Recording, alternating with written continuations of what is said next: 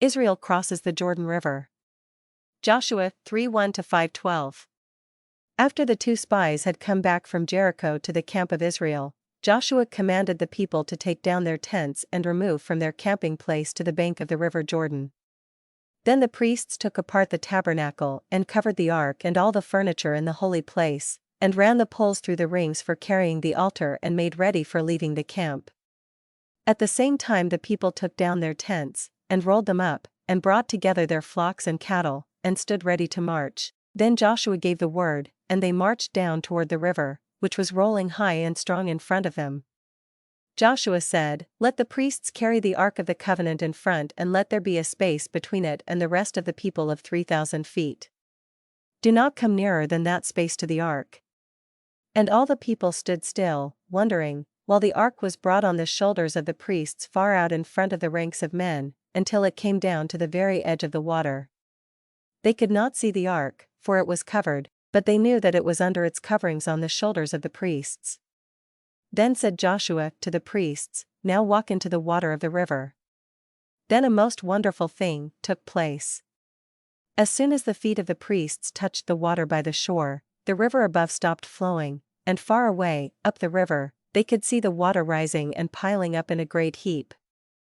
And below the place where they were standing the water ran on, until it left a great place dry, and the stones on the river's bed were uncovered.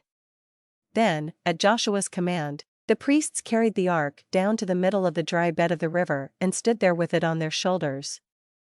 And Joshua gave orders to the people to march across the river.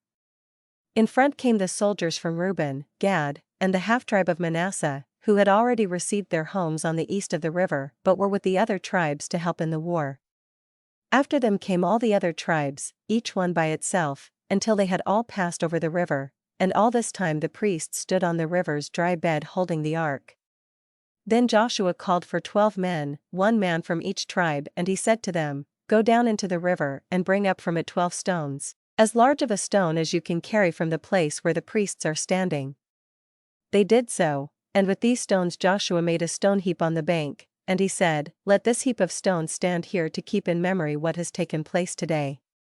When your children shall ask you, 'Why are these stones here?' you shall say to them, 'Because here the Lord God made the river dry before the ark of the covenant, so that the people could cross over into the land that God had promised to their fathers.'" And Joshua told these 12 men to take also 12 other stones and pile them up in the bed of the river where the priests stood with the ark, so that these stones also might stand to remind all who should see them of God's wonderful help to his people.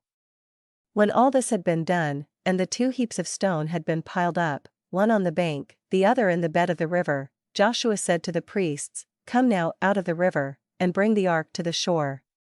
They did so, and then the waters began to flow down from upstream, until soon the river Jordan was flowing as it had before.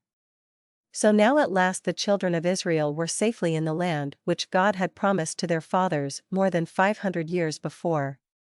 They set up a new camp, with the tabernacle in the middle, the altar before it, and the tents of the tribes around it, in order. The place of the camp was near the river, on the plain of Jordan, and was called Gilgal. And there the main camp of the Israelites was kept all the time that they were carrying on the war to win the land of Canaan. When they came into the land, it was the time of the early harvest, and in the fields they found grain and barley in abundance. They gathered it, and ground it, and made bread of it, and some of it they roasted, and on that day manna which God had sent them from the sky through 40 years ceased to fall, now that it was needed no more. Please like, share, or subscribe to our channel. Thank you and may God bless you.